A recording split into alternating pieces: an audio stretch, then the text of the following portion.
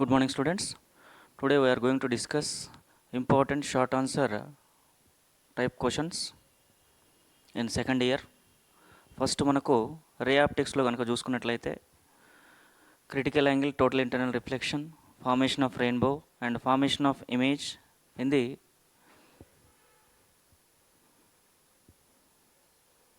Simple microscope.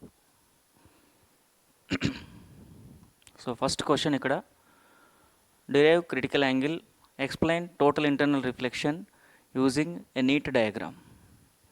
So ఇక్కడ మనకి critical angle అంటే ఏంటి అంటే when light rays are traveling from denser medium to rarer medium, the angle of incidence for which angle of refraction is 90 degrees is called critical angle. అంటే మనకి light race కనుక denser medium నుంచి rarer మీడియంకి travel అయ్యేటప్పుడు denser మీడియంలో angle of ఇన్సిడెన్స్కి rarer మీడియంలో angle of refraction అనేది 90 degrees అయితే ఉందంటే ఆ ఇన్సిడెంట్ యాంగిల్ని క్రిటికల్ యాంగిల్ అంటామండి. ఓకే, సో ఇక్కడ మనకి డయాగ్రామ్లో కనుక చూసుకుంటే ఇక్కడ ఏ నుంచి O3, ఏ నుంచి O వరకు ఉన్న O3 ఇది ఇన్సిడెంట్ రే. ఇక్కడ ఎలాంగ్ ది ఇంటర్ఫేస్, ఇక్కడ డెన్సర్ మీడియం నుంచి రేరర్ మీడియం ట్రావెల్ అయ్యేటప్పుడు ఎలాంగ్ ది ఇంటర్ఫేస్ అనేది మనకు రిఫ్రాక్షన్ అయింది. ఇక్కడ మనకు ఇన్సిడెంట్ యాంగిల్ ఏదైతే ఉందో ఈ రిఫ్రాక్షన్ యాంగిల్ అనేది 90 డిగ్రీస్ ఉంటుంది కాబట్టి ఈ ఇన్సిడెంట్ యాంగిల్ని మనం క్రిటికల్ యాంగిల్ అంటాం. Okay, next total internal reflection. ఇక్కడ టోటల్ ఇంటర్నల్ రిఫ్లెక్షన్ అంటే ఏంటి అంటే for a light ray travelling from denser medium to rarer medium when the angle of incidence is greater than critical angle then the incident ray is reflected into the same denser medium. This phenomenon is called total internal reflection. అంటే మనకి incident యాంగిల్కి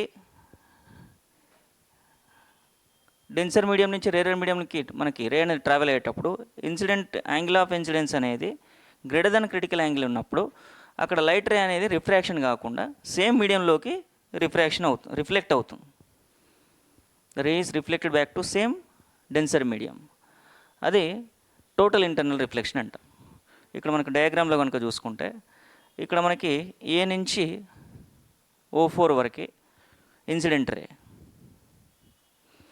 ఇక్కడ మనకి angle of incidence అనేది angle of critical angle కంటే ఎక్కువ ఉంది. Incident angle is greater than critical angle. అప్పుడు మనకు రిఫ్రాక్షన్ అనేది కాకుండా రేరర్ మీడియంలోకి వెళ్ళకుండా సేమ్ మీడియంలోకి రిఫ్లెక్ట్ బ్యాక్ అవుతుంది. ఈ ఫెనామినాని మనము టోటల్ ఇంటర్నల్ రిఫ్లెక్షన్ అంటాం.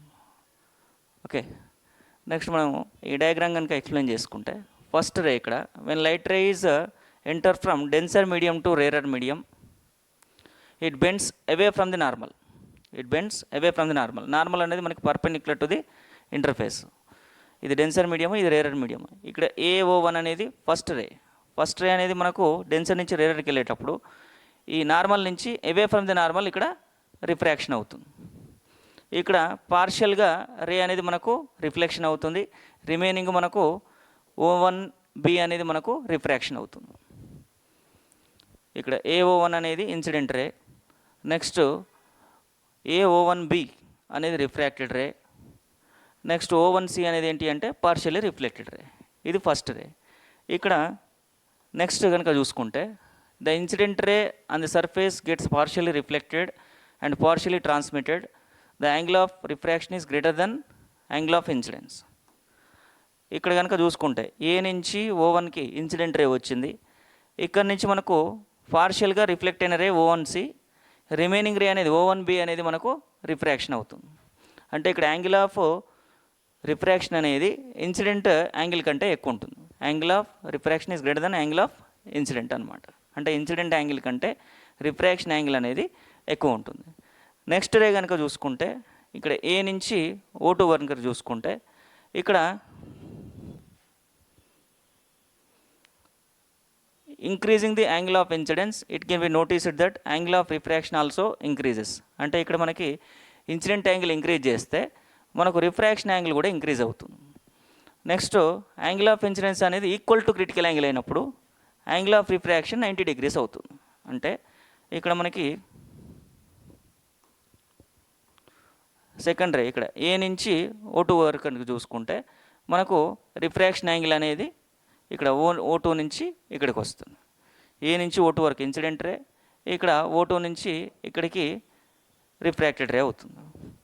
ఇక్కడ ఏ నుంచి O3 వరకు చూసుకుంటే ఇక్కడ యాంగిల్ ఆఫ్ ఇన్సిడెన్స్ అనేది క్రిటికల్ యాంగిల్కి ఈక్వల్ అయింది. Angle of incidence is equal to critical angle. అప్పుడు మనకు రే అనేది ఎలాంగ్ ది ఇంటర్ఫేస్ రిఫ్రాక్షన్ అవుతుంది. ఇక్కడ యాంగిల్ ఆఫ్ ఇన్సిడెన్స్కి ఇక్కడ యాంగిల్ ఆఫ్ రిఫ్రాక్షన్ ఎంత ఉంటుందంటే 90 degrees ఉంటుందండి. దీన్ని క్రిటికల్ యాంగిల్ అంటాం. నెక్స్ట్ కనుక చూసుకుంటే లాస్ట్లో మనకి when the angle of incidence is further increased, refraction is not possible and incident ray is totally reflected into the denser medium. This is called total internal reflection. అంటే ఇక్కడ మనకి last రే ఏ నుంచి O4 కనుక చూసుకుంటే యాంగిల్ ఆఫ్ ఇన్సిడెన్స్ అనేది critical angle కంటే ఎక్కువ ఉంది. ఇక్కడ angle of incidence is greater than critical angle. అప్పుడు మనకు రిఫ్రాక్షన్ అనేది పాసిబుల్ కాదు. అంటే మనకి రిఫ్రాక్టెడ్ రే రాకుండా సేమ్ మీడియంలోకి రిఫ్లెక్ట్ బ్యాక్ అవుతుంది. దీన్ని టోటల్ ఇంటర్నల్ రిఫ్లెక్షన్ అంటారు. అంటే ఇక్కడ ఏ నుంచి O1 వరకు ఉన్నది మనకు అవే ఫ్రమ్ ది నార్మల్ రిఫ్రాక్షన్ అయింది, ఇక్కడ పార్షియల్గా రిఫ్లెక్టెడ్ అయింది. ఏ నుంచి O2 వరకు ఉన్నది మనకు రిఫ్రాక్టెడ్ అయింది. ఏ నుంచి O3 వరకు ఉన్నది ఏంటంటే ఎలాంగ్ ది ఇంటర్ఫేస్ రిఫ్రాక్షన్ అయింది. ఇక్కడ యాంగిల్ ఆఫ్ ఇన్సిడెన్స్ అనేది క్రిటికల్ యాంగిల్కి ఈక్వల్ అవుతుంది కాబట్టి రిఫ్రాక్టెడ్ రే అనేది 90 degrees యాంగిల్ చేస్తుంది. నెక్స్ట్ ఏ నుంచి O4 వరకు ఉన్నది యాంగిల్ ఆఫ్ ఇన్సిడెన్స్ అనేది గ్రేటర్ దెన్ క్రిటికల్ యాంగిల్ ఉంటుంది కాబట్టి ఇక్కడ రిఫ్రాక్షన్ కాకుండా సేమ్ మీడియంలోకి రిఫ్లెక్ట్ బ్యాక్ అవుతుంది. దీన్ని టోటల్ ఇంటర్నల్ రిఫ్లెక్షన్ అంటాం. అంటే ఇక్కడ AO3 అండ్ AO4 అనేది క్రిటికల్ యాంగిల్ని టోటల్ ఇంటర్నల్ రిఫ్లెక్షన్ ఫెనామినాని రిప్రజెంట్ చేస్తాయి. ఇది critical angle total internal reflection. ఇది వెరీ వెరీ ఇంపార్టెంట్ క్వశ్చన్ అండి, చాలాసార్లు రిపిటేషన్ అయిన క్వశ్చన్. ఈ క్వశ్చన్లో కనుక మనకు కంపల్సరీగా డెఫినేషన్ అనేది critical angle definition, total internal reflection definition అనేది కంపల్సరీగా మనకు రాయాల్సి ఉంటుంది. తర్వాత ఈ డయాగ్రామ్లో మనకు ఈ critical angle total internal reflection అనేది కంపల్సరీగా మనకు డినోట్ చేయాలి. ఈ రెండు కూడా మనకు నార్మల్ రిఫ్రాక్షను, ఇక్కడ మనకు క్రిటికల్ యాంగిల్ రిప్రజెంట్ చేస్తుంది, ఇక్కడ టోటల్ ఇంటర్నల్ రిఫ్లెక్షన్ అనేది రిప్రజెంట్ చేస్తుంది. ఇక్కడ ఈ ఎక్స్ప్లెనేషన్లో మనకు ఓన్ వర్డ్స్లో రాసుకోవచ్చు. ఈ డయాగ్రామ్ని ఎక్స్ప్లెయిన్ చేసుకుంటూ రాయొచ్చు. నెక్స్ట్ సెకండ్ క్వశ్చన్ కనుక చూసుకుంటే explain the formation of rainbow. Formation of రెయిన్బోలో ఇక్కడ మనకి dispersion, total internal reflection, refraction 3 phenomenas combined phenomena అయినప్పుడు మనకు రెయిన్బో అనేది ఫామ్ అవుతుంది. ఫస్ట్ మనకు డిస్పర్షన్ కనుక ఎలా అవుతుంది అంటే the formation of rainbow takes place due to dispersion. అంటే మనకి splitting off white light into different coloured wave lens. This colours when part of the sky has sunlight while the other rains. అంటే ఇక్కడ మనకి rainbow అనేది ఎలా form అవుతుందంటే first dispersion ఫెనామినాలో ఒక white light అనేది స్ప్లిట్ అయినప్పుడు డిఫరెంట్ కలర్స్గా, డిఫరెంట్ వేవ్ లెంత్ ఉన్న కలర్స్గా మనకు స్ప్లిట్ అవుతుంది. దాన్ని డిస్పర్షన్ అంటాం. ఇక్కడ మనకి రెయిన్బో ఫార్మేషన్ ఉన్నప్పుడు మనకు అట్మాస్ఫియర్కు ఎలా ఉంటుందంటే part of the sky has sunlight while other rains. అంటే మనకు సన్లైట్ ఉండాలి, at the same time rain వస్తూ ఉండాలి. అంటే మనకి రెయిన్ స్టాప్ అయ్యి సన్లైట్ వస్తుండాలి, లేదా సన్లైట్తో పాటు రెయిన్ వస్తూ ఉండాలి. ఆ కండిషన్స్లో మనకు రెయిన్బో అనేది ఫామ్ అవుతుంది. ఫస్ట్ దీంట్లో మనకి ప్రైమరీ రెయిన్బో ఉంటుంది, సెకండరీ రెయిన్బో ఉంటుందండి. ప్రైమరీ రెయిన్బో కనుక చూసుకుంటే when light ray from sun enters a raindrop it gets refracted. The angle of refraction is different for different wavelengths. ఇక్కడ first మనకు light ray అనేది rain డ్రాప్లోకి enter కాగానే first refraction అవుతుందండి. Refraction means that will bend into the raindrop. అంటే మనకు rain డ్రాప్లోకి ఒక light అనే సన్లైట్ రే ఎంటర్ కాగానే అది బెండ్ అవుతుంది. అంటే మనకు స్ట్రేట్గా మనకి అదే పాత్ నుంచి కాకుండా బెండ్ అవుతుంది, అక్కడ రిఫ్రాక్షన్ అవుతుంది. అక్కడ మనకు బెండ్ అయిన తర్వాత ఇక్కడ రిఫ్రాక్షన్ అనేది డిఫరెంట్ కలర్స్కి, డిఫరెంట్ వేవ్ లెన్స్కి డిఫరెంట్ బెండింగ్ అనేది ఉంటుంది. అంటే డిఫరెంట్ వేవ్ లెన్స్కి డిఫరెంట్ రిఫ్రాక్షన్ అనేది ఉంటుంది. నెక్స్ట్ మనకి red light has greater wavelength and so it bends at smaller angle, while violet light has shorter wavelength and so it bends at larger angle of refraction. In this way the white light disperses into constant colors. ఇక్కడ మనకి white light అనేది 7 colours ఉంటాయండి. White light is consisting of 7 colours. దాంట్లో red light అనేది మనకు greater wave length ఉంటుంది కాబట్టి అది స్మాల్ బెండ్ అవుతుంది. అంటే మనకు bending is very small in the red, ఎందుకంటే వేవ్ లెంత్ ఎక్కువ ఉంటుంది కాబట్టి తక్కువ బెండ్ అవుతుంది. అదే మనకు వైలెట్ కనుక చూసుకుంటే షార్టర్ వేవ్ లెంత్ ఉంటుంది కాబట్టి మనకి ఎక్కువ బెండ్ అవుతుంది అనమాట. ఓకే, ఇలాగ మనకి వైట్ లైట్ అనేది డిస్పర్స్ అయ్యి 7 కలర్స్గా డిస్పర్షన్ అవుతుంది. 7 కలర్స్లో మనకు విబ్జిఆర్ ఉంటుందండి. విబ్జిఆర్ అంటే మనకు violet, IndiGo, blue, green, yellow, orange, red. ఇక్కడ వైలెట్ అనేది లెస్ వేవ్ లెంత్ ఉంటుంది కాబట్టి మోర్ రిఫ్రాక్షన్ అంటే మోర్ బెండ్ అవుతుంది. అదే రెడ్ కలర్ అనేది మోర్ వేవ్ లెంత్ ఉంటుంది కాబట్టి లెస్ బెండ్ అవుతుంది. నెక్స్ట్ ఇక్కడ చూసుకుంటే ఫస్ట్ ఇక్కడ మనకి 2 రెయిన్ డ్రాప్స్ని బేస్ చేసుకొని ఇచ్చాము. ఇక్కడ ఇదొక రెయిన్ డ్రాప్, ఇదొక రెయిన్ డ్రాప్ అండి. ఇక్కడ ఒక మనకు సన్లైట్ అనేది దీనిపైన ఇన్సిడెంట్ అవుతుంది. ఇన్సిడెంట్ అయినప్పుడు ఫస్ట్ మనకు రిఫ్రాక్షన్ అవుతుందండి. రిఫ్రాక్షన్ అయిన తర్వాత డిస్పర్షన్ అవుతుంది. ఇక్కడ మనకి when the light these separated colours light race reach inner surface of the rain drop at an angle of greater than critical angle total internal reflection takes place. First refraction అయిన తర్వాత మళ్ళీ మనకు inner సర్ఫేస్లో ఉన్న rain డ్రాప్కి reach అయిన తర్వాత total internal reflection అనేది possible అవుతుంది. Total internal reflection అంటే మనకు సేమ్ మీడియంలోకి రిఫ్లెక్ట్ బ్యాక్ అవుతుంది. అంటే మనకి ఇక్కడ ఇన్సిడెంట్ యాంగిల్ అనేది గ్రేటర్ దెన్ క్రిటికల్ యాంగిల్ ఉంటుంది కాబట్టి అదే మీడియంలోకి రిఫ్లెక్ట్ బ్యాక్ అవుతుంది. ఫస్ట్ రిఫ్రాక్షన్ అయింది, తర్వాత మనకు టోటల్ ఇంటర్నల్ రిఫ్లెక్షన్ అనేది అవుతుంది. Next finally when these light race come out from the water drop the light race again refracted due to which separation between the different colour light race increases. In this way the rainbow is formed. ఇక్కడ మనకి first refraction అయింది, తర్వాత total internal reflection అయింది, తర్వాత మళ్ళీ ఏమవుతుందంటే refraction అవుతుందండి. Refraction అయిన తర్వాత మనకి 2 కలర్స్ వస్తున్నాయి. ఇక్కడ వైలెట్ కలర్ ఒకటి వస్తుంది, ఇక్కడ రెడ్ కలర్ అనేది ఒకటి వస్తుందండి. ఫస్ట్ ఇన్సిడెంట్ అయిన తర్వాత first refraction, total internal reflection, again that is refracted when it is come out from the raindrop. అంటే 3 ఫెనామినాస్ అవుతున్నాయి. ఇక్కడ రిఫ్రాక్షన్ అవుతుంది, డిస్పర్షన్ అవుతుంది. ఇక్కడ రిఫ్రాక్షన్ అయిన తర్వాత డిస్పర్షన్ అయ్యి టోటల్ ఇంటర్నల్ రిఫ్లెక్షన్ అవుతుంది, తర్వాత మళ్ళీ రిఫ్రాక్షన్ అవుతుంది. Refraction, dispersion, total internal reflection, ఈ 3 ఫెనామినాస్ అవుతున్నాయి. కాబట్టి ఫైనల్గా మనకు ఈ లైట్ రేస్ ఏమవుతున్నాయి, రిఫ్రాక్షన్ అవుతున్నాయి. ఈ రిఫ్రాక్షన్ అయిన తర్వాత మనకు వైలెట్, రెడ్ కలర్ అనేది మనకి ఐకి రీచ్ అవుతున్నాయి. ఇక్కడ అబ్జర్వర్కి మనకు వైలెట్, రెడ్ రీచ్ అవుతున్నాయి. ఇక్కడ ఇంకా మనకు సెకండ్ రెయిన్ డ్రాప్ కనుక చూసుకుంటే అక్కడ కూడా మనకు రిఫ్రాక్షన్ అవుతుంది, డిస్పర్షన్ అవుతుంది, టోటల్ ఇంటర్నల్ రిఫ్లెక్షన్ అవుతుంది. మళ్ళీ ఆ 2 కలర్ మనకి ఆ 7 కలర్స్ మనకు అబ్జర్వర్కి రీచ్ అవుతాయి. రీచ్ అయ్యేటప్పుడు ఇక్కడ ఇన్సిడెంట్ రే డైరెక్షన్ తోటి వైలెట్ కలర్ అనేది ఎంత యాంగిల్ చేస్తుందంటే 40 degrees యాంగిల్ చేస్తుందండి. The violet light makes 40 degrees with incident ray direction. అదే మనకు రెడ్ కలర్ అనేది ఇన్సిడెంట్ రే డైరెక్షన్తో 42 degrees యాంగిల్ చేస్తుందండి. ఇది primary rainbow. Next secondary rainbow ఉంటుందండి. సెకండరీ రెయిన్బో కనుక చూసుకుంటే in this type of rainbow the formation double internal reflection of sunlight in the rain drops takes place. This type of rainbow look fainted and order of colours in rainbow will be in reverse form.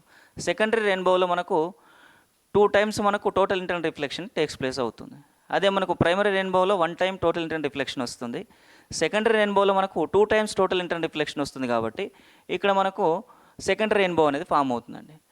ఇక్కడ మనకు ఈ secondary rainbow అనేది fainted, అంటే మనకు primary రెయిన్బోతో compare చేసుకుంటే దీని యొక్క ఇంటెన్సిటీ అనేది తక్కువ ఉంటుంది, అంటే మనకు బ్రైట్నెస్ అనేది తక్కువ ఉంటుంది. At the same time colours అనేది రివర్స్ ఆర్డర్లో వస్తాయండి. అంటే మనకు వైలెట్ నుంచి రెడ్ వరకు ప్రైమరీ రెయిన్బోలో ఎలా వస్తున్నాయో దానికి రివర్స్ ఆర్డర్లో మనకు సెకండ్ రెయిన్బోలో వస్తాయి. ఇక్కడ చూడండి, ఇక్కడ మనకి ఫస్ట్ సన్లైట్ అనేది ఎంటర్ అయిన తర్వాత ఇక్కడ రిఫ్రాక్షన్ అయింది, ఇక్కడ డిస్పర్షన్ తర్వాత టోటల్ ఇంటర్నల్ రిఫ్లెక్షన్, మళ్ళీ టోటల్ ఇంటర్నల్ రిఫ్లెక్షన్, మళ్ళీ రిఫ్రాక్షన్. అంటే ఇక్కడ మనకి 2 times టోటల్ ఇంటర్నల్ రిఫ్లెక్షన్ అయింది కాబట్టి మనకు సెకండరీ రెయిన్బో అనేది ఫామ్ అవుతుంది. ఇక్కడ ఎంతమంది ఇక్కడ మనకి ఫస్ట్ ఇక్కడ వైలెట్ రెడ్ ఉంది, ఇక్కడ ఏముందండి, ఇక్కడ మనకి రెడ్ వైలెట్, అంటే దీనికి ప్రైమరీ రెయిన్బోకి రివర్స్ ఆర్డర్లో మనకి కలర్స్ మనకు ఫామ్ అవుతాయి. ఇక్కడ మనకి రెడ్ కలర్తో మనకు 50 degrees యాంగిల్ చేస్తుంది ఇన్సిడెంట్ రేతో, వైలెట్ కలర్తో మనకి 53 degrees యాంగిల్ చేస్తున్నాయి. ఈ ప్రైమరీ రెయిన్బో ఉన్న కలర్స్కి రివర్స్ ఆర్డర్లో ఇక్కడ సెకండరీ రెయిన్బోలో కలర్స్ అనేది ఫామ్ అవుతాయండి. So this is about formation of rainbow. This is also very very important question.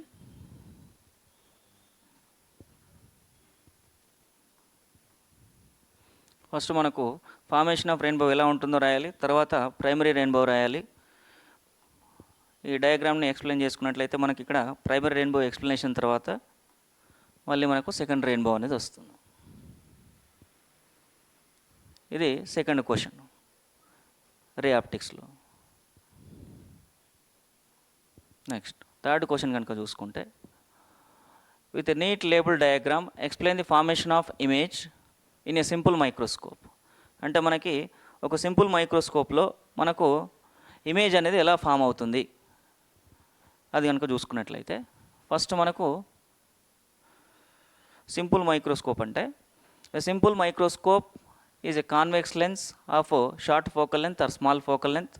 It is also known as magnifying glass or reading glass. ఇక్కడ మనకి simple microscope అంటే ఏంటి అంటే,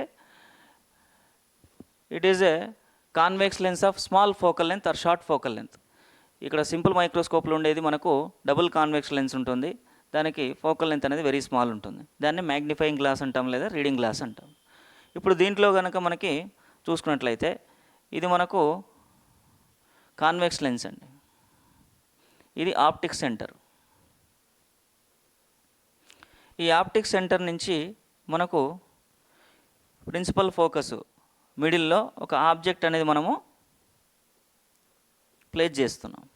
అంటే మనకి ఆబ్జెక్ట్ ఎక్కడ ప్లేస్ చేస్తున్నాము అంటే, object is placed between the principal focus and optic centre of the convex lens to form an image at the near point as shown in figure.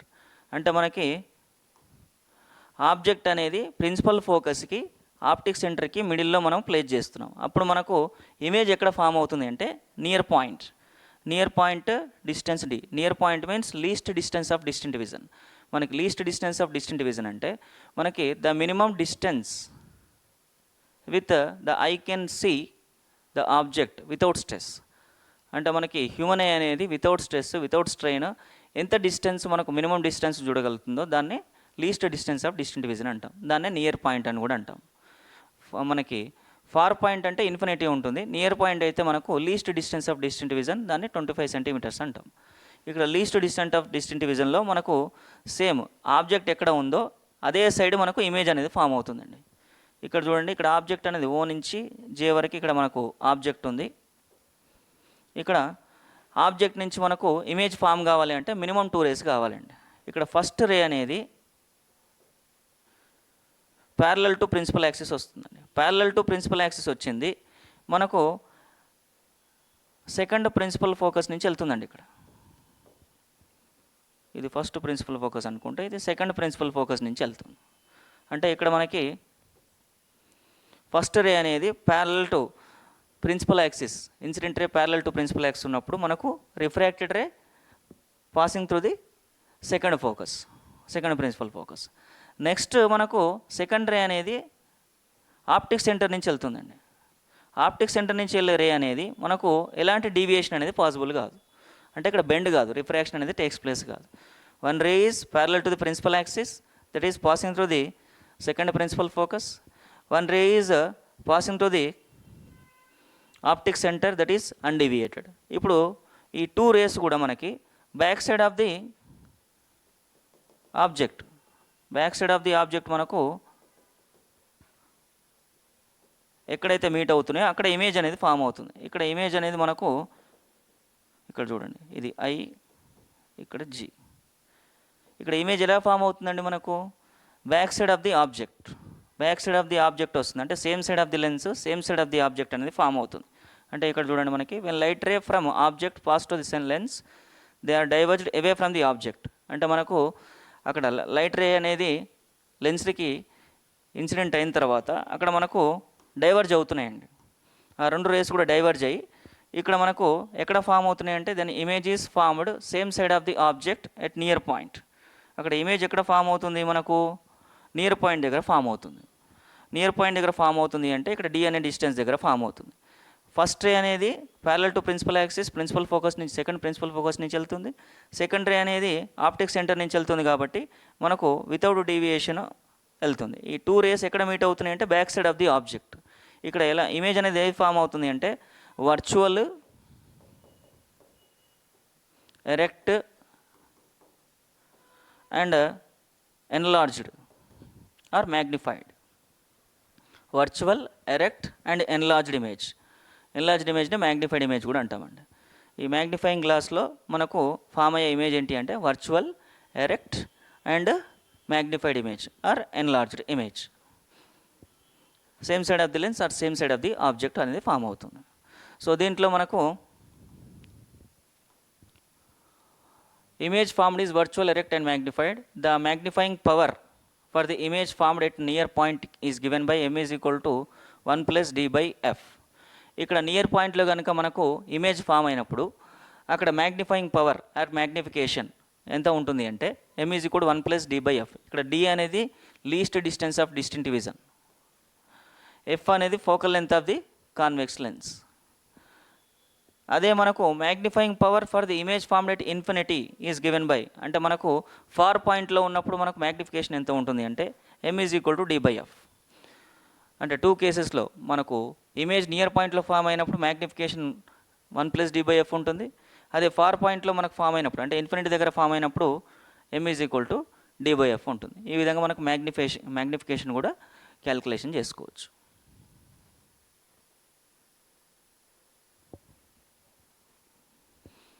ఇది formation of image in simple microscope. ఇది third question. Next question ఇది wave optics నుంచి వస్తుంది. First 3 questions మనము రే ఆప్టిక్స్లో discuss చేసాము. చాలా చాలా important questions. Next wave optics కనుక చూసుకుంటే మనకు explain Doppler effect in light, distinguish between red shift and blue shift. ఇక్కడ మనకి డాప్లర్ ఎఫెక్ట్ అంటే ఏంటి అంటే the apparent change in the frequency of light when there is a relative motion between source and observer is called Doppler effect in light. అంటే మనకి source of లైట్కి అబ్జర్వర్కి మధ్యలో relative motion ఉన్నప్పుడు frequency of లైట్లో మనకు ఏదైతే చేంజ్ ఉంటుందో apparent change అంటే observed change ఏదైతే ఉంటుందో దాన్ని డాప్లర్ ఎఫెక్ట్ ఇన్ లైట్ అని చెప్తామండి. So the apparent change in the frequency of light when there is a relative motion between source and observer is called Doppler effect. So ఇక్కడ మనకి first fractional change in the frequency మనకు delta v by v, delta v by v or delta nu by nu ఎంత ఉంటుందంటే minus we by D ఉంటుంది. ఇక్కడ V అనేది velocity of light, C అనేది speed of light in vacuum.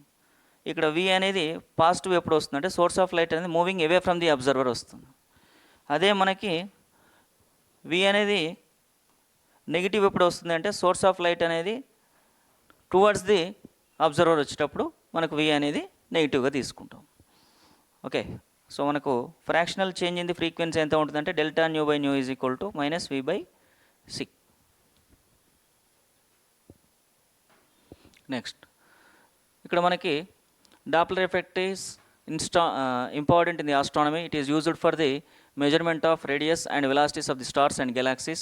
So difference between red shift and blue shift we can see. ఇక్కడ మనకు Doppler effect అనేది మెయిన్గా ఆస్ట్రానమీలో యూజ్ చేస్తాము. దీన్ని యూజ్ చేసుకొని మనకి radius and velocities of stars galaxies మనము మెజర్మెంట్ చేసుకోవచ్చు. ఇది డాప్లర్ ఎఫెక్ట్. దీంట్లో మనకు రెడ్ షిఫ్ట్ బ్లూ షిఫ్ట్ కనుక చూసుకుంటే ఫస్ట్ రెడ్ షిఫ్ట్లో increase in wavelength due to Doppler effect is redshift. It occurs when light ray or other electromagnetic radiation from the source is moving away from the observer. అంటే మనకి electromagnetic radiation లేదా light race అనేది అవే from the observer మనకు move అయినప్పుడు అక్కడ wave length అనేది increase అవుతుంది, frequency of light అనేది డిక్రీజ్ అవుతుంది. మరి వేవ్ లెంత్ ఇంక్రీజ్ అయింది అంటే ఆ టోటల్ స్పెక్ట్రమ్ అనేది రెడ్ లైట్కి షిఫ్ట్ అవుతుంది. దాన్ని రెడ్ షిఫ్ట్ అంటామండి. ఓకే, అంటే మనకి టోటల్ ఎలక్ట్రోమాగ్నెటిక్ రేడియేషను లేదా ఇన్సిడెంట్ లైట్ అనేది, ఫర్ ఎగ్జాంపుల్ మనకు స్టార్, మనకు అర్త్ చూసుకున్నప్పుడు ఇక్కడ స్టార్ లైట్ అనేది మనకు అర్త్కి అవే ఫ్రమ్ ది అర్త్ మూవ్ అయినప్పుడు అక్కడ వేవ్ లెంత్ అనేది ఇంక్రీజ్ అవుతుంది. ఎందుకంటే మనకు డిస్టెన్స్ ఇంక్రీజ్గా అవుతుంది కాబట్టి వేవ్ లెంత్ ఇంక్రీజ్ అవుతుంది, ఫ్రీక్వెన్సీ డిక్రీజ్ అవుతుంది. అప్పుడు apparent change in the wave length ఏమవుతుంది, అక్కడ టోటల్ స్పెక్ట్రమ్ అనేది రెడ్ కలర్కి షిఫ్ట్ అవుతుంది. కాబట్టి మనకు దాన్ని ఏమంటామంటే రెడ్ షిఫ్ట్ అంటాం. అదే బ్లూ షిఫ్ట్ కనుక చూసుకుంటే decrease in wavelength due to Doppler effect is blue shift. It occurs when waves received from source are moving towards the observer. అంటే ఇక్కడ బ్లూ షిఫ్ట్ అనేది ఏంటి అంటే it occurs due to decrease in wavelength. అంటే మనకు star light అనేది towards the earth వచ్చింది అనుకోండి, ఇంతకుముందు స్టార్ లైట్ అనేది అవే ఫ్రమ్ ది అర్త్ వచ్చింది. ఇక్కడ స్టార్ లైట్ అనేది టువర్డ్స్ ది అర్త్ వచ్చినప్పుడు అక్కడ డిస్టెన్స్ డిక్రీజ్ అవుతుంది. డిస్టెన్స్ డిక్రీజ్ అయితే వేవ్ లెంత్ డిక్రీజ్ అవుతుందండి. వేవ్ లెంత్ డిక్రీజ్ అయింది అంటే ఫ్రీక్వెన్సీ ఇంక్రీజ్ అవుతుంది. సో మనకు లెస్ వేవ్ లెంత్ ఉంటుంది కాబట్టి ఆ టోటల్ వేవ్ లెంత్ అనేది టోటల్ స్పెక్ట్రమ్ అనేది బ్లూ కలర్కి షిఫ్ట్ అవుతుంది. దాన్ని బ్లూ షిఫ్ట్ అంటాం. ఓకే, అంటే ఇక్కడ మనకి రెడ్ షిఫ్ట్లోనేమో డిస్టెన్స్ ఇంక్రీజ్ అవుతుంది కాబట్టి వేవ్ లెంత్ ఇంక్రీజ్ అవుతుంది, ఫ్రీక్వెన్సీ డిక్రీజ్ అవుతుంది, అక్కడ టోటల్ స్పెక్ట్రమ్ రెడ్ కలర్కి షిఫ్ట్ అవుతుంది. ఇక్కడ బ్లూ షిఫ్ట్లో కనుక చూసుకున్నట్లయితే మనకి డిస్టెన్స్ అనేది డిక్రీజ్ అవుతుంది అబ్జర్వర్కి, నెక్స్ట్ సోర్స్కి. అప్పుడు డిస్టెన్స్ డిక్రీజ్ అయినప్పుడు వేవ్ లెంత్ డిక్రీజ్ అవుతుంది, ఫ్రీక్వెన్సీ ఇంక్రీజ్ అవుతుంది, ఇక్కడ టోటల్ స్పెక్ట్రమ్ అనేది బ్లూ కలర్కి షిఫ్ట్ అవుతుంది కాబట్టి దాన్ని బ్లూ షిఫ్ట్ అని చెప్తాం. So this is very very important question. ఇక్కడ మనకు ఈ డాప్లర్ ఎఫెక్ట్ క్వశ్చన్ ఇచ్చినప్పుడు కంపల్సరీగా Doppler effect in light definition రాయాలి. ఇక్కడ మనకి ఏదైతే ఫార్ములా ఉందో fractional change in the frequency formula రాసుకొని దాంట్లో పర్టికులర్స్ రాసేసి ఇక్కడ డాప్లర్ ఎఫెక్ట్ ఎక్కడ యూజ్ చేస్తామో, రెడ్ షిఫ్ట్ అంటే ఏంటి, బ్లూ షిఫ్ట్ అంటే ఏంటి మనకు ఎక్స్ప్లెయిన్ చేసుకుంటే సరిపోతుంది. This is very very important question in wave optics.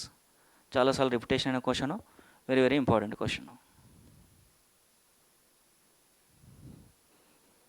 Next question, how do you determine the resolving power of I, resolving power of your I.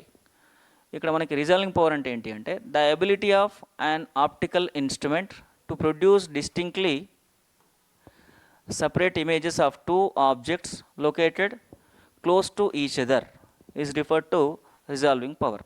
అంటే మనకి లాంగ్ డిస్టెన్స్లో ఉన్న ఒక టూ క్లోజ్ ఆబ్జెక్ట్స్ ఈజీగా డిస్టింగ్విష్ చేసే ability ఏదైతే ఉంటుందో ఒక ఆప్టికల్ ఇన్స్ట్రుమెంట్కి, దాన్ని రిజాల్వింగ్ పవర్ అంటామండి.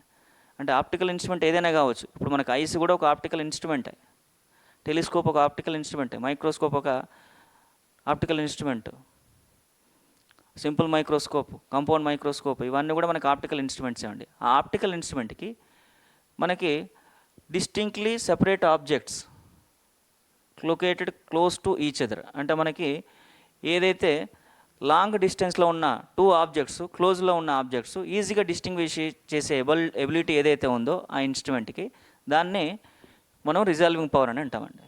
ఇక్కడ రిజాల్వింగ్ పవర్ ఆఫ్ ఐ అనేది మనకు ఒక చిన్న యాక్టివిటీ నుంచి మనము ఎక్స్ప్లెయిన్ చేసుకోవచ్చు. ఇక్కడ ఫస్ట్ మనం ఏం చేస్తామంటే make a pattern of black and white strips, let all the black strips be of equal width whereas the width of white strips increases from left to right as shown in figure. ఇక్కడ మనకి ఒక paper పైన కానీ లేదా మనకి ఒక ప్యాటర్న్ని ఒక wall పైన మనం సెట్ చేసుకుంటామండి, బ్లాక్ స్ట్రిప్స్, వైట్ స్ట్రిప్స్. ఈ బ్లాక్ స్ట్రిప్స్ అనేది మనకు ఈక్వల్ విడ్త్ ఉండాలి. ఇన్ బిట్వీన్ బ్లాక్ స్ట్రిప్స్ మనం ఒక వైట్ స్ట్రిప్స్ ఏవైతే ఉన్నాయో వాటిని ఇంక్రీజింగ్ విడ్త్ ఉండాలి. అంటే ఇక్కడ ఇంక్రీజింగ్ విడ్త్ అంటే ఇక్కడ 0.5, 1, 1.5, 2, 2.5 మిల్లీమీటర్స్ అలాగా ఇంక్రీజ్ చేసుకుంటూ వెళ్ళాలి. కానీ బ్లాక్ స్ట్రిప్స్ అనేది ఈక్వల్ విడ్త్లో మనం సెట్ చేసుకోవాలి. అంటే ఇక్కడ మనకి బ్లాక్ స్ట్రిప్స్ అనేది ఈక్వల్ విడ్త్లో సెట్ చేస్తాము, వాటి మిడిల్లో ఉన్న వైట్ స్ట్రిప్స్ మాత్రం ఇంక్రీజింగ్ విడ్త్లో అరేంజ్ చేసుకుంటాం. ఇక్కడ ఈ ప్యాటర్న్ని ఒక వాల్కి మనం అరేంజ్ చేసుకుంటామండి. ఒక వాల్కి అరేంజ్ చేసుకున్నప్పుడు paste this pattern on the wall of your room at the height of your eye. మన ఐ హైట్ ఏ రేంజ్లో ఉందో ఐ సైట్, అదే హైట్లో మనకి ఈ ప్యాటర్న్ అరేంజ్ చేసుకుంటాం. అరేంజ్ చేసుకున్న తర్వాత now observe the pattern of strips with one eye by moving away or closer to the wall. Then find the position where you can observe same block strips as separate strips.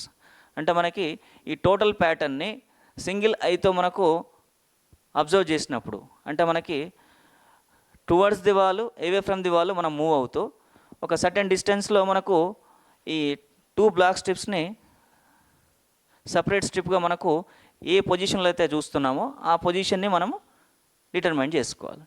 చేసుకున్న తర్వాత the black strips to the left would merge into one another and are not easy to distinguish, while the black strips to the right would be more clearly visible to eye. అంటే మనకు ఏదైతే పొజిషన్లో ఈజీగా black స్ట్రిప్స్ని మనం distinguish చేస్తున్నామో ఆ పొజిషన్లో left side కనుక చూసుకుంటే 2 బ్లాక్ స్ట్రిప్స్ మనకు మర్జ్ అయ్యి కనబడతాయి మనకు left side. So we cannot distinguish, అంటే వాటిని మనం డిస్టింగ్విష్ చేయలేము, సపరేట్ చేయలేము, మర్జ్ అయినట్టు అనిపిస్తుంది. అదే స్ట్రిప్కి మనకు మనకి రైట్ సైడ్ కనుక చూసుకుంటే ఆ బ్లాక్ స్ట్రిప్స్ అనేది ఈజీగా మనకు క్లియర్గా విజిబుల్గా ఉంటాయి. అంటే ఇక్కడ మనకి 1 2 3 ఇక్కడ వరకు మనకు సపోజ్ మనకు ఈ పొజిషన్ కనుక చూసుకుంటే ఇక్కడ వరకు మనకు ఈ వైట్ స్ట్రిప్ కూడా మనకు టోటల్ మర్జ్ అయినట్టుగా అనిపిస్తుంది. ఇక్కడ ఈ పొజిషన్ కనుక మనకు ఫర్ సపోజ్ ఇక్కడ నుంచి ఈ స్ట్రిప్ నుంచి లెఫ్ట్ సైడ్ అన్ని కూడా మర్జ్ అయినట్టు అనిపిస్తున్నాయి, రైట్ సైడ్ అన్ని కూడా క్లియర్గా విజిబుల్గా ఉన్నాయి అనుకోండి. ఇప్పుడు ఈ వైట్ స్ట్రిప్ ఏదైతే మనకు సపరేట్ చేస్తుందో ఈ 2 రీజియన్స్ని, ఈ వైట్ స్ట్రిప్ విడితే ఏమో స్మాల్ డి అనుకుంటామండి. ఏ డిస్టెన్స్ దగ్గర మనకి ఈ వాల్ నుంచి ఏ డిస్టెన్స్ దగ్గర మనం అబ్జర్వ్ చేస్తున్నామో దాన్ని క్యాపిటల్ డి అనుకుంటాం. అప్పుడు మనకి let small d is the width of white strip which separates the 2 block strips, and capital D be the distance of the wall from I. Thus the resolution of I is expressed as small d by capital D. అంటే ఇక్కడ small D అనేది ఏమో ఏ white strip దగ్గర మనకు left side అన్ని merge అయినట్టుగా అనిపించినాయి, right side అన్ని క్లియర్గా డిస్టింగ్విష్గా ఉన్నాయి, క్లియర్గా విజిబుల్గా ఉన్నాయి. ఏదైతే సపరేట్ చేస్తుందో వైట్ స్ట్రిప్ దాన్ని విడితేమో స్మాల్ డి. క్యాపిటల్ డి అనేది మనకు వాల్ నుంచి ఏ డిస్టెన్స్ దగ్గర మనం అబ్జర్వ్ చేసాం దాని డిస్టెన్స్ క్యాపిటల్ డి. ఈ రెండింటికి రేషియోనే resolving power of our I.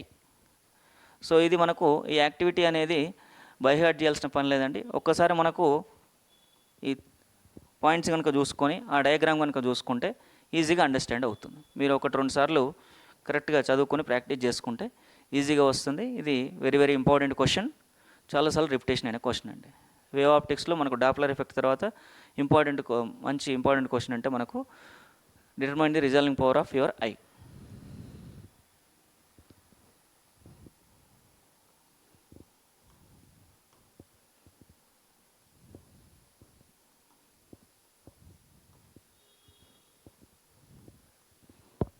Next మనకు రే ఆప్టిక్స్, వేవ్ ఆప్టిక్స్ తర్వాత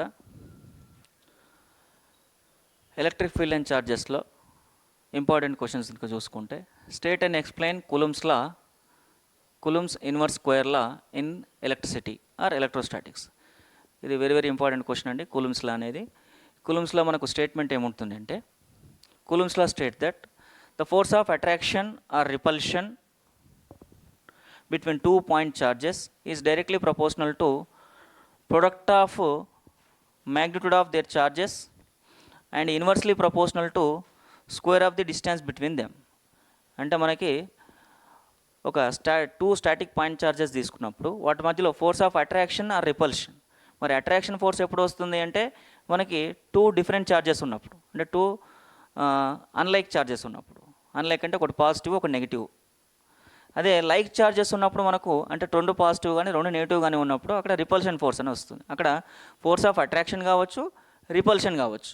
so the force of attraction or repulsion between 2 point charges directly proportional to product of their magnitude of their charges and inversely proportional to square of the distance between them. అంటే మనకి ఆ total attraction force కానీ repulsion force కానీ దేనికి ప్రపోర్షనల్గా ఉంటుంది అంటే product of చార్జెస్కి ప్రపోర్షనల్గా ఉంటుంది, వాటి యొక్క డిస్టెన్స్ యొక్క స్క్వేర్కి ఇన్వర్స్లీ ప్రపోర్షనల్గా ఉంటుంది. ఇక్కడ మనకి ఒక 2 point చార్జెస్ని Q1 Q2ని మనకి కనుక కన్సిడర్ చేస్తే అవి R అనే డిస్టెన్స్లో సపరేట్ అయినాయి. అప్పుడు మనకు ఈ కూలుమ్స్ లా అనేది మనకు then from Coulomb's law the force between Q1 Q2 can be determined by మనకు 2 చార్జెస్ ఉన్నాయి. ఇక్కడ Q1 ఉంది, ఇక్కడ Q2 ఉంది. ఇటు మధ్యలో డిస్టెన్స్ ఎంత ఉందంటే R ఉందండి. మరి ఇప్పుడు ఈ రెండు కూడా లైక్ చార్జెస్ అయితేనేమో వాటి మధ్యలో రిపల్షన్ ఫోర్స్ ఉంటుంది, రెండు అన్లైక్ చార్జెస్ అయితేనేమో వాటి మధ్యలో అట్రాక్షన్ ఫోర్స్ ఉంటుంది. మరి వీటి మధ్యలో ఫోర్స్ అనేది ఎలా ఉంటుంది అంటే according to coulombs law statement F proportional to Q1 Q2, అంటే వాటి యొక్క మ్యాగ్నిట్యూడ్ యొక్క ప్రొడక్ట్కి ప్రపోర్షనల్గా ఉంటుంది. నెక్స్ట్ వాటి మధ్యలో డిస్టెన్స్ యొక్క స్క్వేర్కి ఇన్వర్స్లీ ప్రపోర్షనల్గా ఉంటుంది. So F proportional to Q1 Q2, F inversely proportional to R². ఇప్పుడు మనకు ఈ రెండు కంబైన్ చేసుకుంటే F proportional to Q1 Q2 by R². Proportionality తీసేస్తే మనకు ప్రపోర్షనాలిటీ కాన్స్టెంట్ వస్తుంది. F is equal to 1/4πε0 Q1 Q2 by R². ఇది మనకు కూలుమ్స్ లా ఫార్ములా ఏముంటుంది అంటే F is equal 1/4πε0 Q1 Q2 by R². F proportional to Q1 Q2, F inversely proportional to R². So F proportional to Q1 Q2 by R². F is equal 1/4πε0 Q1 Q2 by R². ఇక్కడ epsilon ఏమంటామంటే మనకు permittivity of free space అంటాం. అంటే మనకు ఒక vacuum permittivity epsilon ఎంత ఉంటుంది అంటే 8.854 into 10⁻⁻12 coulomb square per newton metre square. ఇక్కడ Q1 Q2 the above expression gives the magnitude of force exerted on the Q1 Q2 or Q2 by Q1. అంటే ఈ Q1 పైన Q2 ఫోర్స్ ఎంత ఉంటుందో Q2 పైన Q1 ఫోర్స్ కూడా అంతే ఉంటుంది. అది అట్రాక్షన్ ఫోర్స్ కావచ్చు, రిపల్షన్ ఫోర్స్ కావచ్చు. సో ఇక్కడ మనకి ఈ ఎప్సిలాన్ అనేది పర్మిటివిటీ ఆఫ్ ఫ్రీ స్పేస్ అన్నాం. అదే ఆ 2 చార్జెస్ కనుక మనకు మీడియంలో ఉంటే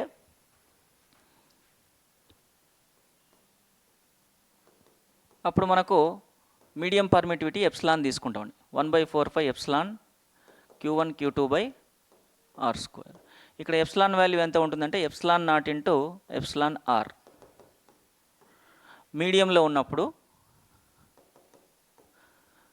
1/4πε Q1 Q2 బై R². ఇక్కడ ఎప్సిలాన్ అనేది ε0 into εr. ε0 free space permittivity, εr అనేది రిలేటివ్ పర్మిటివిటీ, ఎప్సిలాన్ అనేది మీడియం పర్మిటివిటీ. అదే మనకు వ్యాక్యూమ్లో కనుక చూసుకుంటే ఫ్రీ స్పేస్ పర్మిటివిటీ ఉంటుంది 1/4πε Q1 Q2 బై R². ఇక్కడ ε0 వాల్యూ ఇది ఉంటుంది. అదే 1/4πε వాల్యూ ఎంత ఉంటుందంటే 1/4πε value 9 into 10⁻9 newton metre square per coulomb square. ఇది 1/4πε వాల్యూ అండి. So this is very very important question. First మనకు ఈ కూలుమ్స్లో స్టేట్మెంట్ రాసిన తర్వాత మనకి దాని ఎక్స్ప్లెనేషన్లో Q1 Q2 చార్జెస్ కన్సిడరేషన్ చేసి అక్కడ దేనికి ప్రపోర్షనల్గా ఉంటుంది, దేనికి ఇన్వర్స్లీ ప్రపోర్షనల్గా చూసుకుంటే మనకు ఫైనల్ ఫార్ములా వస్తుంది. ఇది వ్యాక్యూమ్లో, ఇది మీడియంలో. ఇది ε0 వాల్యూ, ఇది 1/4πε value. So this is very very important question in the electric field and charges. Next question, state Gauss law in electrostatics and explain its importance. ఇక్కడ మనకి గాస్ లా అనే ఏం రిప్రజెంట్ మనకి ఎక్స్ప్లెయిన్ చేస్తుంది అంటే the total electric flux through any closed surface equal to 1/ε times the net charge enclosed by that surface. మరి electric flux అంటే ఏంటి అంటే the number of electric field lines passing normal to the surface. అంటే మనకి ఏదైనా ఒక surface తీసుకున్నప్పుడు దానికి పర్పెండిక్యులర్గా ఎన్ని ఎలక్ట్రిక్ ఫీల్డ్ లైన్స్ పాస్ అవుతున్నాయి, దాన్ని ఎలక్ట్రిక్ ఫ్లక్స్ అంటామండి. మరి ఇప్పుడు టోటల్ ఎలక్ట్రిక్ ఫ్లక్స్ అనేది ఒక క్లోజ్డ్ సర్ఫేస్లో కనుక చూసుకుంటే ఆ క్లోజ్డ్ సర్ఫేస్లో టోటల్ ఎలక్ట్రిక్ ఫ్లక్స్ అనేది దేనికి ఈక్వల్గా ఉంటుందంటే 1/ε times the net charge enclosed by that surface. అంటే మనకు ఒక క్లోజ్డ్ సర్ఫేస్లో తీసుకుంటే ఆ క్లోజ్డ్ సర్ఫేస్లో మనకు టోటల్ ఛార్జ్ లేదా నెట్ ఛార్జ్ ఎంత ఉందో ఆ నెట్ ఛార్జ్కి 1/ε టైమ్స్ అనేది ఈ ఎలక్ట్రిక్ ఫ్లక్స్ అనేది ఉంటుందన్నమాట. So the total electric flux అనేది line integral of E dot ds is equal to Q/ε0. ఇక్కడ లైన్ ఇంటిగ్రల్ ఎందుకంటే ఇక్కడ మనకి టోటల్ క్లోజ్డ్ సర్ఫేస్ తీసుకున్నప్పుడు సర్ఫేస్ ఇంటిగ్రల్ కానీ లైన్ ఇంటిగ్రల్ కానీ తీసుకుంటాం. E డాట్ ds అంటే మనకు E అనేది ఎలక్ట్రిక్ ఫీల్డ్ ఇంటెన్సిటీ, ds అనేది ఏరియా వెక్టారు, మనకు క్యూ అనేది నెట్ ఛార్జు, ఎప్సిలాన్ నాట్ అనేది ఫ్రీ స్పేస్ పర్మిటివిటీ. ఇది మనకు గాస్ లా డెఫినేషన్ స్టేట్మెంట్. మరి దాని ఇంపార్టెన్స్ ఏముంటాయి అంటే ఇక్కడ ఎప్సిలాన్ నాట్ అనేది permittivity of free space. Next importance of Gauss law కనుక చూసుకుంటే, for any closed surface whatever may be its shape and size Gauss law is true. అంటే ఇక్కడ మనకి క్లోజ్డ్ సర్ఫేస్ ఉన్నప్పుడు ఆ క్లోజ్డ్ సర్ఫేస్ మనకు ఎలాంటి షేప్ అయినా ఎలాంటి సైజ్ అయినా ఉండొచ్చు అండి, కానీ క్లోజ్డ్ సర్ఫేస్ అయి ఉండాలి. అప్పుడు మనకు ఈ గాస్ లా అనేది అప్లికేబుల్ అవుతుంది. Next second, Gauss law is applicable for both stationary and moving charges. ఇక్కడ మనకి ఒక క్లోజ్డ్ సర్ఫేస్లో ఛార్జెస్ ఉండాలని చెప్పాం మనం. ఆ ఛార్జెస్ మనకు స్టేషనరీ ఛార్జెస్ అంటే రెస్ట్లో ఉన్న ఛార్జెస్ కావచ్చు, లేదా మూవింగ్ ఛార్జెస్ కావచ్చు, రెండింటికి కూడా ఇది అప్లికేబుల్ అవుతుంది. Next third point, Gauss law is often useful in the electrostatic field due to symmetric charge distribution. అంటే ఇక్కడ మనకి గాస్ లా అనేది ఎక్కడ యూస్ఫుల్ అవుతుంది అంటే ఒక ఎలక్ట్రిక్ ఫీల్డ్లో because of symmetric charge distribution. Symmetric charge డిస్ట్రిబ్యూషన్లో electric field due to symmetric charge డిస్ట్రిబ్యూషన్లో దీన్ని గాస్ లాని యూజ్ చేస్తాము. Next fourth one, Gauss law is based on Coulomb's law. If Coulomb's law is violated for any system then Gauss law is also violates.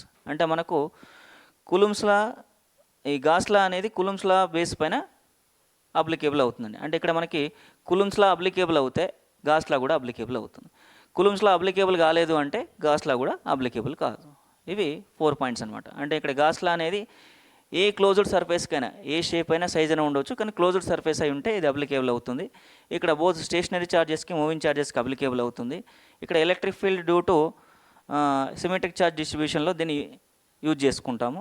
Next ఇక్కడ కులుమ్స్ లా పైన ఇది base అవుతుంది కాబట్టి కులుమ్స్ లా ఎక్కడైతే మనకు అప్లికేబుల్ అవుతుందో మనకి గాస్ లా కూడా అప్లికేబుల్ అవుతుంది. కులుమ్స్ లా అప్లికేబుల్ కాలేదు అంటే గాస్ లా కూడా అప్లికేబుల్ కాదు. ఇవి ఇంపార్టెన్స్ ఆఫ్ గాస్ లా.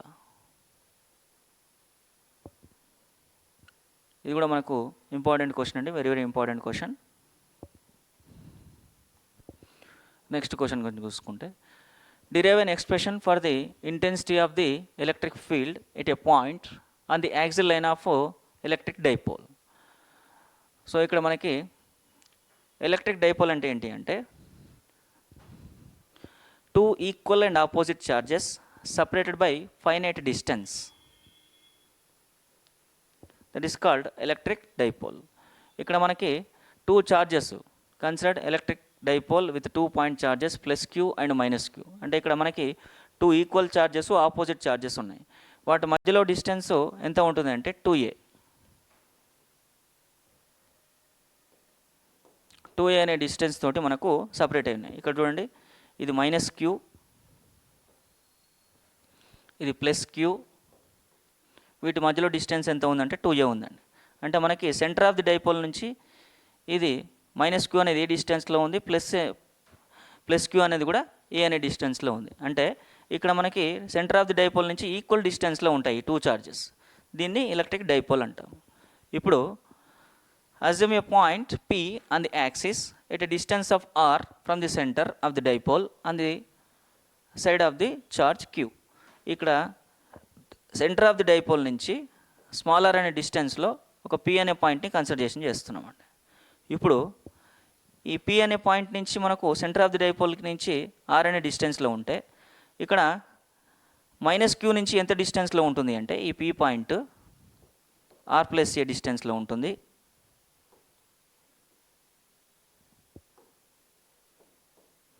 అదే మనకు ప్లస్ క్యూ నుంచి ఎంత ఉంటుంది అంటే R మైనస్ ఏ ఉంటుందండి. ఎందుకంటే సెంటర్ ఆఫ్ ది డైపోల్ నుంచి R డిస్టెన్స్లో ఉంది కాబట్టి ఈ మైనస్ క్యూ నుంచి R ప్లస్ ఏ డిస్టెన్స్లో ఉంటుంది, మనకు ప్లస్ క్యూ నుంచి R మైనస్ ఏ డిస్టెన్స్లో ఉంటుంది. ఎందుకంటే సెంటర్ ఆఫ్ ది డైపోల్ నుంచి ఈచ్ చార్జ్ స్మాల్ ఏ డిస్టెన్స్లో ఉంది. ఇప్పుడు ఎలక్ట్రిక్ ఫీల్డ్ ఇంటెన్సిటీ అనేది ప్లస్ క్యూ నుంచి అవే ఫ్రమ్ ది చార్జ్ ఉంటుంది, మైనస్ క్యూకి టువర్డ్స్ ది చార్జ్ ఉంటుంది. అంటే ప్లస్ క్యూ నుంచి ఇంటెన్సిటీ అనేది ఈవెన్ అనుకుంటే అది అవే ఫ్రమ్ ది చార్జ్ ఉంటుంది, అంటే ఈ డైరెక్షన్లో ఉంది. అదే minus Q due to minus Q charge అనే ఇంటెన్సిటీ ఎలా ఉంటుందంటే టువర్డ్స్ ది చార్జ్, అంటే మనకి E2 అనేది లెఫ్ట్ సైడ్లో ఉంటుంది. అంటే due to positive charge intensity is away from the charge, due to minus Q charge intensity is towards the charge. అంటే ఇక్కడ E1 అనేది రైట్ సైడ్లో ఉంటే E2 అనేది లెఫ్ట్ సైడ్లో ఉంటుంది. అంటే ఎందుకంటే అవి two equal and opposite charges.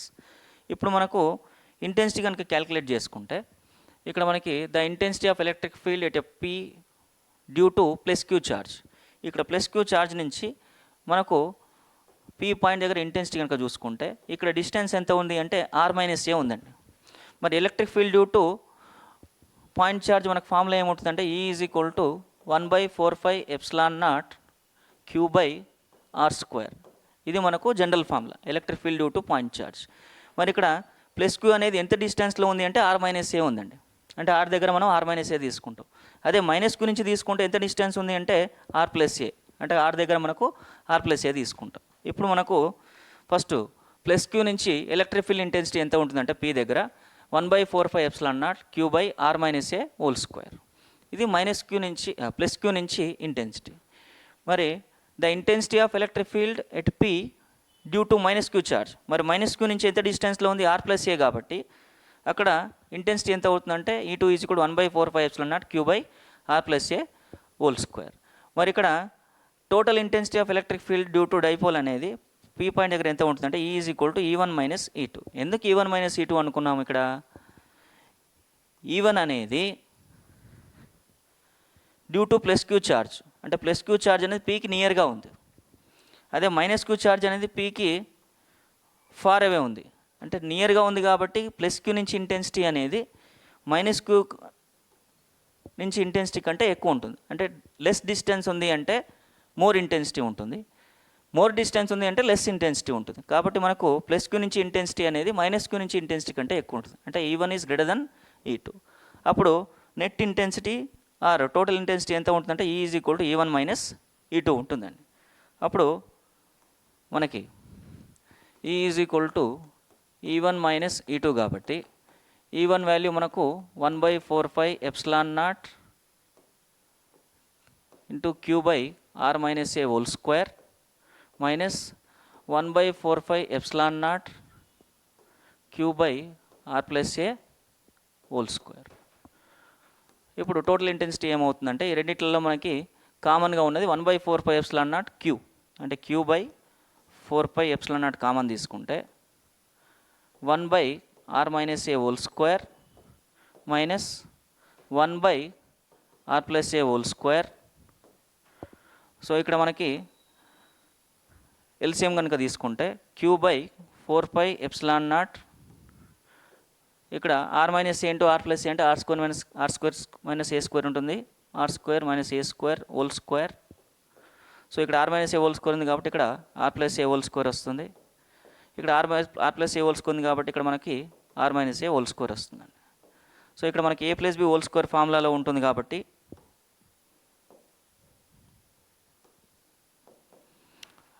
A² + B² + 2AB అంటే R² + A² + 2AR minus R² + A² - 2AR. ఇక్కడ మైనస్తో మల్టిప్లికేషన్ చేసుకుంటే మనకు ఈ వాల్యూ ఎంత ఉంటుంది అంటే E ఈజ్ ఈక్వల్ టు 1/4πε0 అంటే ఇక్కడ Q కూడా ఉంది. Q into 1/4πε0 R² + A² + 2AR.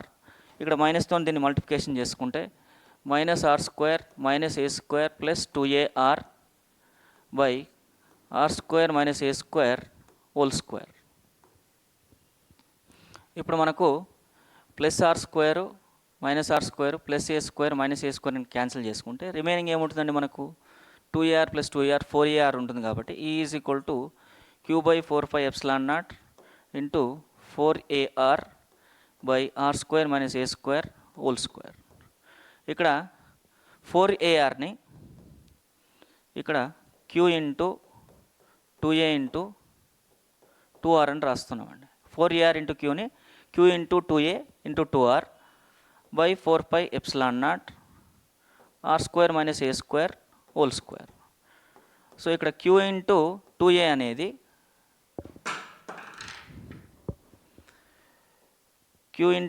అనేది మనకు డైపోల్ మూమెంట్ అండి. డైపోల్ మూమెంట్ మనం ఎలా డినోట్ చేస్తామంటే Pతో డినోట్ చేస్తాం. అంటే Q ఇంటూ 2A P కాబట్టి ఇక్కడ P into 2R 2PR by 4πε0 into R² - A² whole square. ఇది intensity due to a point along the axial line of a dipole. దీంట్లో మనకు ఆర్ అనేది very much greater than A ఉన్నప్పుడు R square minus A స్క్వేర్ని R స్క్వేర్గా రాసుకోవచ్చు. అప్పుడు మనకి ఆర్ స్క్వేర్ మైనస్ ఏ స్క్వేర్ని ఆర్ స్క్వేర్గా రాసుకుంటే ఆర్ స్క్వేర్ హోల్ స్క్వేర్ ఏమవుతుందంటే ఆర్ పవర్ 4 అవుతుంది. అప్పుడు E is equal to 2pr by 4 epsilon naught into R square whole square ఏమవుతుందంటే ఆర్ పవర్ 4 అవుతుందండి. దీన్ని ఏం రాసుకోవచ్చు అంటే 1/4 epsilon naught 2p by R cube. ఇది electric field intensity due to along the axial line of a dipole. మరి resultant intensity ఎలా ఉంటుందంటే మనకు electric field intensity due to plus Q charge ఎక్కువ ఉంటుంది కాబట్టి రిజల్టెంట్ ఇంటెన్సిటీ కూడా మనకి టువర్డ్స్ ది ఈవన్ అంటే మనకి అవే ఫ్రమ్ ది క్యూనే ఇక్కడ రిజల్టెంట్ ఇంటెన్సిటీ అనేది ఉంటుంది. ఎందుకంటే ఈవన్ ఈజ్ గ్రేటర్ దెన్ ఈ2 కాబట్టి రిజల్టెంట్ ఇంటెన్సిటీ కూడా ఎలాంగ్ ది ఈవన్ అనేది ఉంటుంది. అంటే డైరెక్షన్ అనేది ఎలాంగ్ ది డైపోల్ మూమెంట్ ఎప్పుడు కూడా మైనస్ క్యూ ఛార్జ్ నుంచి ప్లస్ క్యూ ఛార్జ్ ఉంటుంది కాబట్టి resultant intensity or total intensity అనేది ఎలాంగ్ ది డైపోల్ మూమెంట్ ఉంటుంది. అంటే మైనస్ క్యూ నుంచి ప్లస్ క్యూ అంటే ఎలాంగ్ ది ఈవన్ ఏ డైరెక్షన్లో ఉందో resultant intensity or total intensity కూడా అదే డైరెక్షన్లో ఉంటుంది. దాని మ్యాగ్నిట్యూడ్ ఎంత ఉంటుంది అంటే 1/4 epsilon naught 2p by R cube. ఇక్కడ p అనేది dipole moment q into 2a. ఇక్కడ r అనేది distance between centre of the dipole and considering point. ఇది electric field intensity along the axial line of a dipole at a point axial line of a dipole. ఇక్కడ first రాయాల్సింది ఏంటి అంటే మనకి dipole moment ఏంటి, ఏం consideration చేస్తున్నాము. ఇక్కడ కన్సిడరేషన్ చేసిన మనకు డయాగ్రామ్ కంపల్సరీగా ఉండాలి. ఇక్కడ minus Q charge plus Q charge, centre of the dipole నుంచి మైనస్ క్యూ ఛార్జ్ ఎంత డిస్టెన్స్లో ఉంది, ప్లస్ క్యూ ఛార్జ్ ఎంత డిస్టెన్స్లో ఉంది, మైనస్ క్యూ ఛార్జ్ నుంచి ఇంటెన్సిటీ ఏంటి, ప్లస్ క్యూ ఛార్జ్ నుంచి ఇంటెన్సిటీ ఏంటి, అక్కడ నుంచి ప్లస్ క్యూ ఛార్జ్ నుంచి intensity E1, minus Q charge నుంచి intensity E2, total intensity E1 minus E2 చేసుకుంటే మనకు ఫైనల్గా వచ్చేది ఏంటి అంటే 1/4 epsilon naught 2p by R cube. So this is also very important question in the electric field and charges. Okay, ఇవి మనకు electric field and చార్జెస్లో ఇంపార్టెంట్ క్వశ్చన్స్. ఇంకా మరిన్ని వీడియోస్ కోసం Shri NRI junior college YouTube ఛానల్ని సెర్చ్ చేయండి. మీకు కావాల్సిన ఇన్ఫర్మేషన్ని సెర్చ్ చేసుకుంటే కంపల్సరీగా మీకు కావాల్సిన ఇన్ఫర్మేషన్ ఉంటుంది. ఈ ఛానల్ని ఫాలో కాండి. Thank you.